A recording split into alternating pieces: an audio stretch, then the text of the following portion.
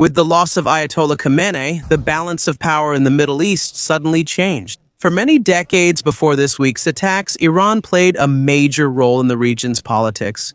But now it seems that the long-standing system there is gradually collapsing. Even if the current regime survives this war, the massive retaliatory attack launched by it against neighboring countries will likely cause severe isolation for Iran in the coming years. Consider that among Iran's targets are almost a fifth of the world's liquefied natural gas supply in Qatar, as well as Saudi Arabia's largest oil refinery, and even the cities of the United Arab Emirates, which have long been considered safe havens for wealthy foreigners. Because of this, the sentiments of many countries in the region are clear. For them, it seems that the Islamic Republic has completely crossed all established red lines. As Iran's influence gradually weakens and its government faces the toughest challenge in its history, the very face of politics in the region is also beginning to change. And as the situation continues to change, it seems that the map of power in the Middle East is slowly being erased and redrawn. And here's what it might look like if the turmoil finally subsides. But before we start that, if you're new to our channel, please don't forget to subscribe so you'll always be updated with videos like this. The new fault lines. Although it never fully became the hegemon or the major power it has long dreamed of, Iran has still played a very significant role in Middle Eastern politics for many years. But now, as their government seems to be hanging by a thin thread of power and possibly on the brink of collapse, its neighboring countries are preparing to fill the gaps that Iran may leave behind. Across the entire MENA region, or Middle East and North Africa, new formal and informal alliances are beginning to form. Some of these may set a new balance of power in the region. The biggest and possibly most impactful is the emergence of two broad blocs of countries that seem to be taking opposing sides. The first group is led by Turkey, Saudi Arabia, Qatar, and Egypt. Meanwhile, the second group is centered around Israel and its allies, the United Arab Emirates, Ethiopia, and Morocco.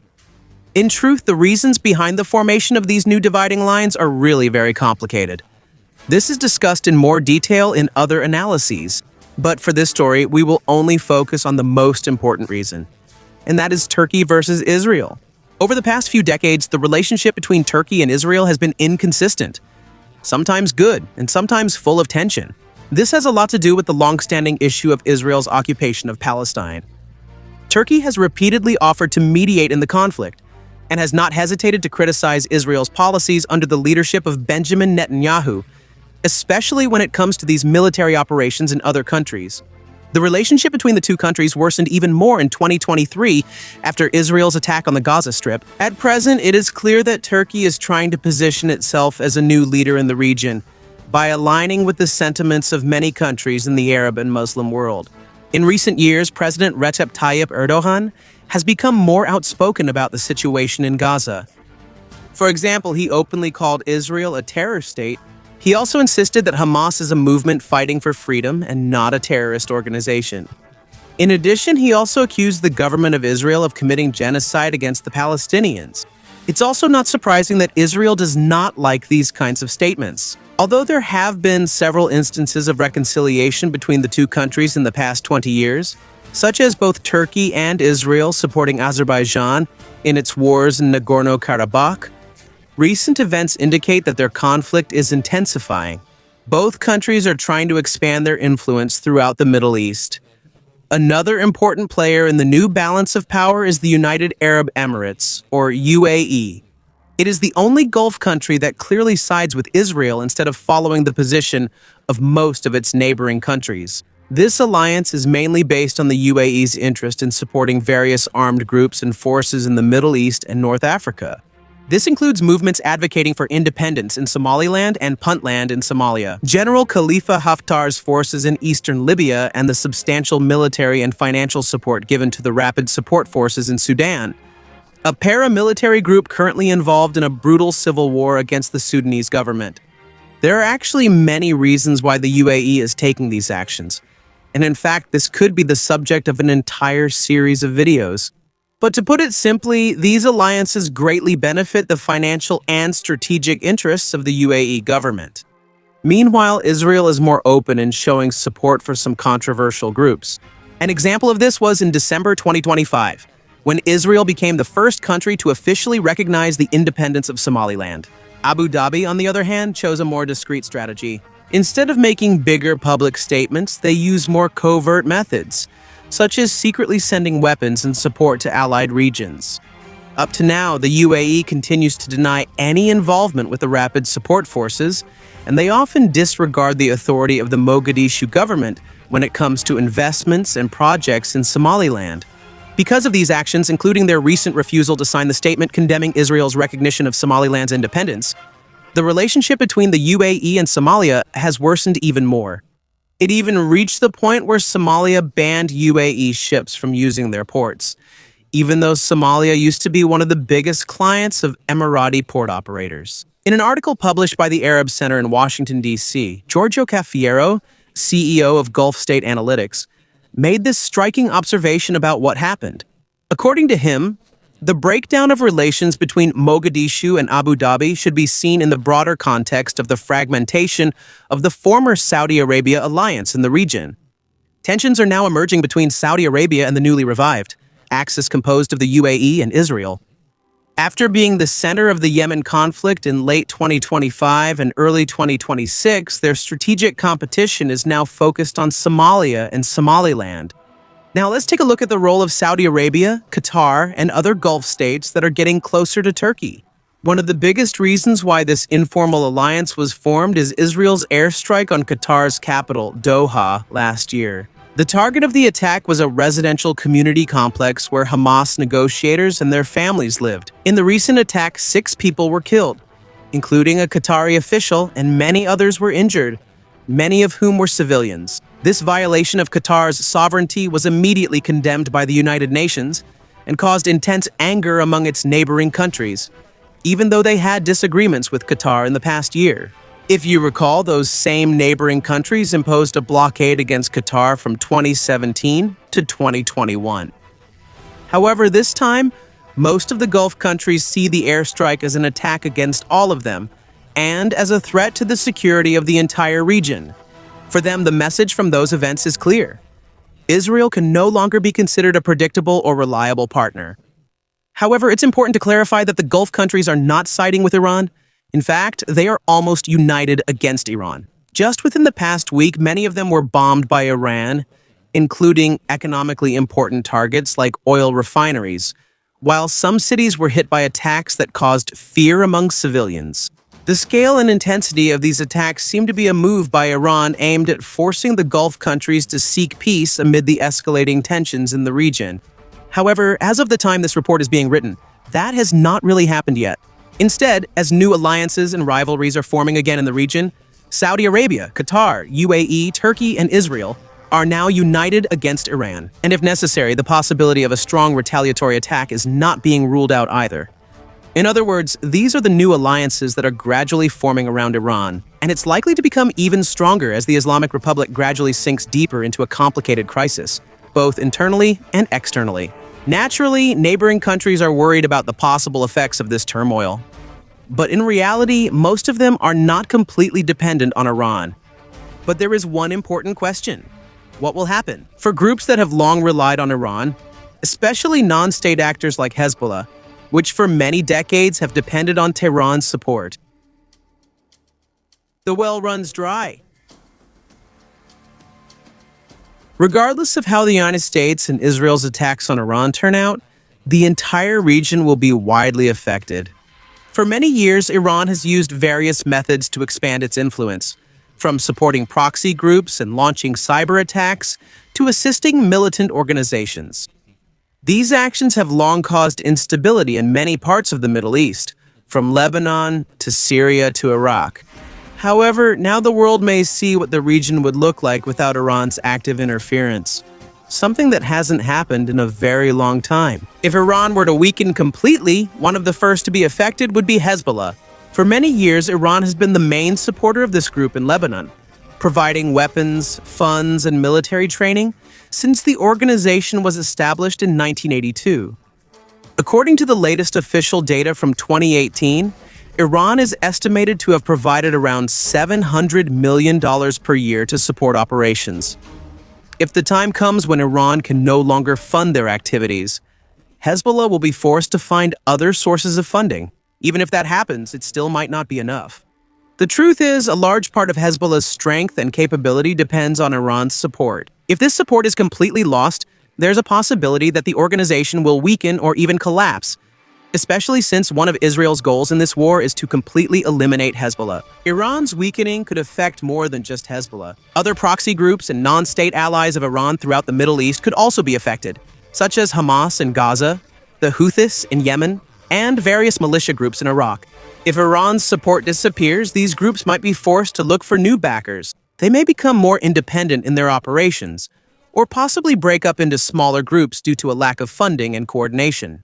If the internal unrest in Iran prevents it from continuing to support these groups, it could significantly improve Israel's security situation in the region.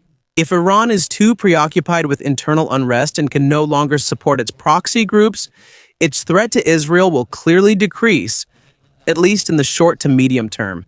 Another possibility should also be considered.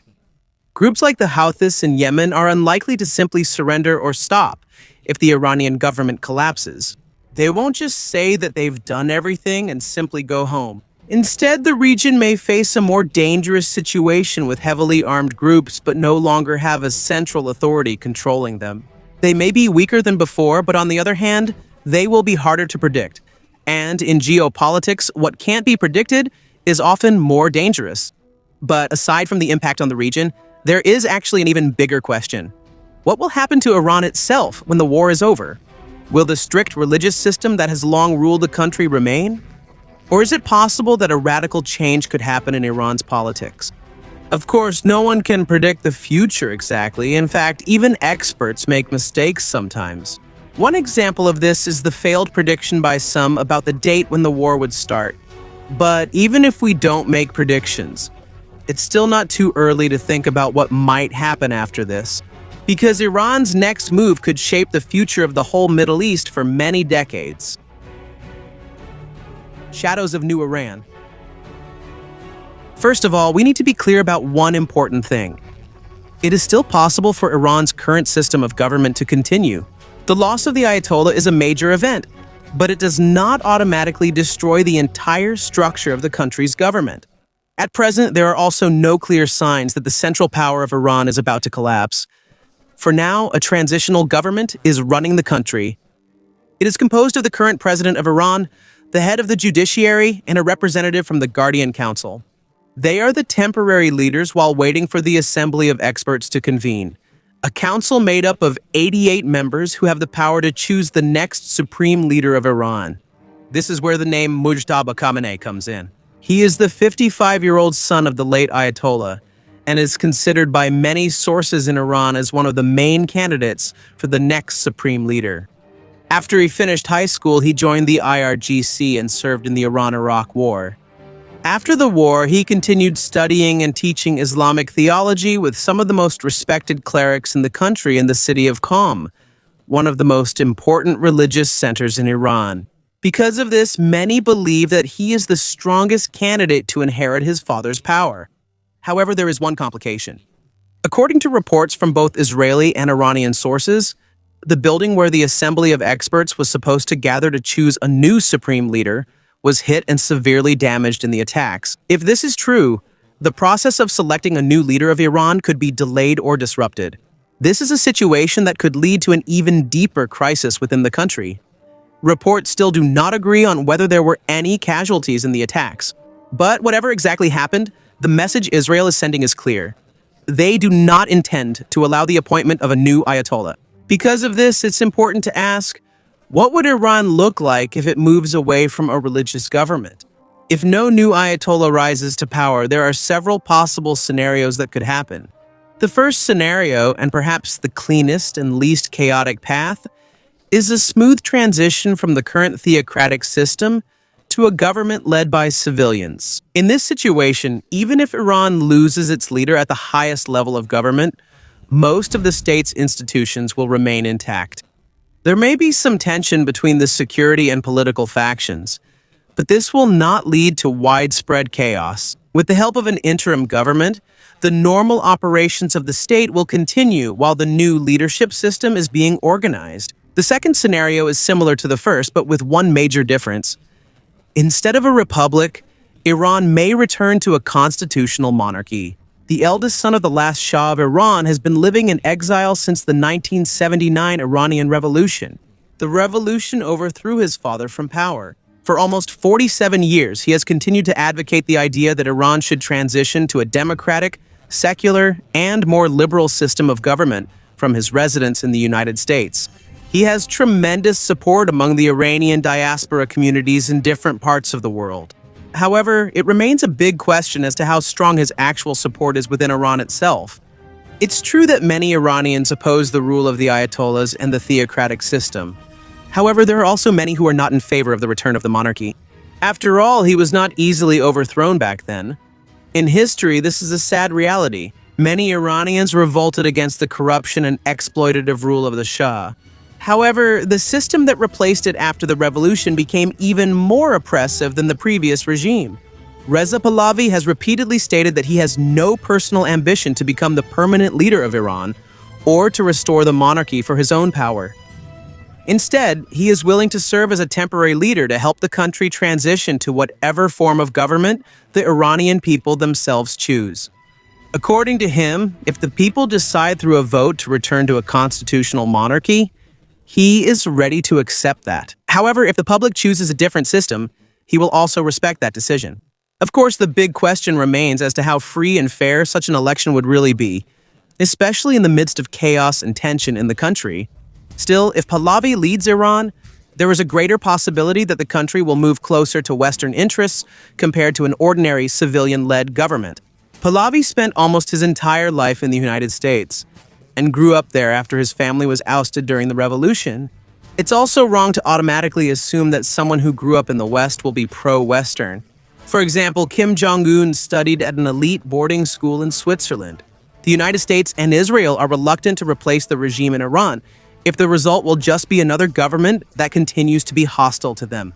At first glance, restoring the monarchy may seem like a better alternative compared to the strict and repressive theocratic system that has ruled Iran for the past 50 years. But this also has its own problems. According to an article published by the Tish Center for Kurdistan Studies in January of this year, Iran's monarchy has a long history rooted in extreme centralization of power and suppression of cultural diversity. Under that system, non-Persian ethnic groups were often seen as obstacles to national unity. And according to studies, even today, the legacy of this kind of governance has not been completely broken by the modern monarchist movement. They often mention the concepts of territorial integrity and national unity. However, there are rarely clear plans regarding the decentralization of power, the collective rights of ethnic groups, or power sharing in the government. In fact, many monarchist groups often oppose other political movements in Iran. This includes Republicans, feminists, leftists, and ethnic activists. Because of this, many doubt whether these groups will have enough protection and voice if a new Shah returns to power. However, there is another scenario that is a more likely outcome. This is the collapse of the political system, which could result in a military state. If the religious authority of the Ayatollahs completely collapses, the military forces may step in to control the situation and maintain order. In this situation, many parts of the current power structure may still remain. But behind all of this, the real control will go to the military, not to the religious leaders. According to Jonathan Panikoff, a former intelligence officer of the U.S. National Intelligence Council, the fall of the current regime is more likely to result in a new type of state controlled by the military.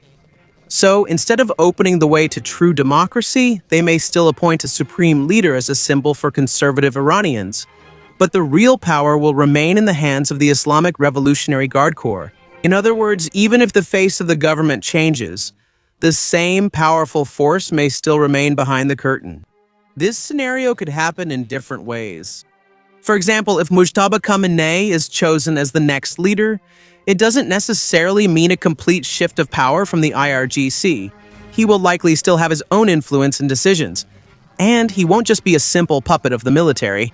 However, because of his close ties with the IRGC, there is a strong possibility that the military's influence in Iran's politics will deepen even further. If he or any candidate supported by the IRGC comes to power, this message is truly clear. The IRGC and their hardline allies are still the ones who truly have control over the country. In fact, this scenario may already be starting. Since the war broke out, it has become noticeable that the IRGC's role in the government's political decisions is expanding. And now, almost every important step taken by the Iranian government is directly influenced by the military. And because the IRGC is the part of the security forces that receives direct orders from the Ayatollah, including orders to suppress protests, there's a possibility that in this kind of system, any form of public dissent will become even more dangerous. Under the control of the IRGC, it's unlikely that the government will seek reconciliation with Israel or the United States.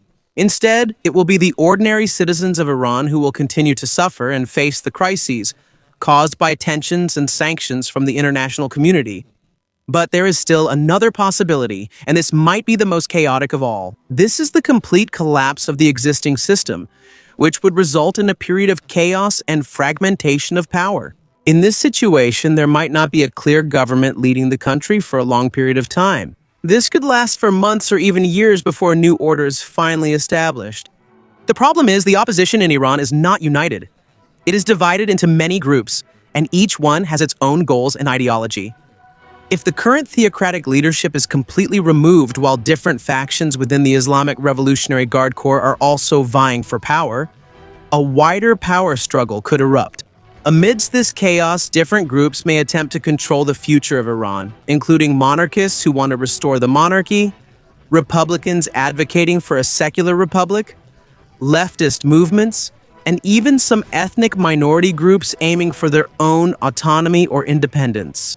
In other words, if the current system is completely dismantled, Iran could face a prolonged and dangerous struggle for power, a situation that could change not only the country, but also the entire balance of power in the Middle East. To be clear, this scenario would be a disaster for the ordinary citizens of Iran.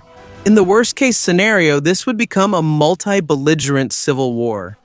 A civil war where many armed groups fight for power at the center, while others try to establish their own ethnic state or territory. Millions of Iranians would lose their homes, while the country once known as Iran could go through the same fate as Yugoslavia in the 1990s or Syria in the 2010s, along with all the horrific violence and ethnic cleansing that comes with it.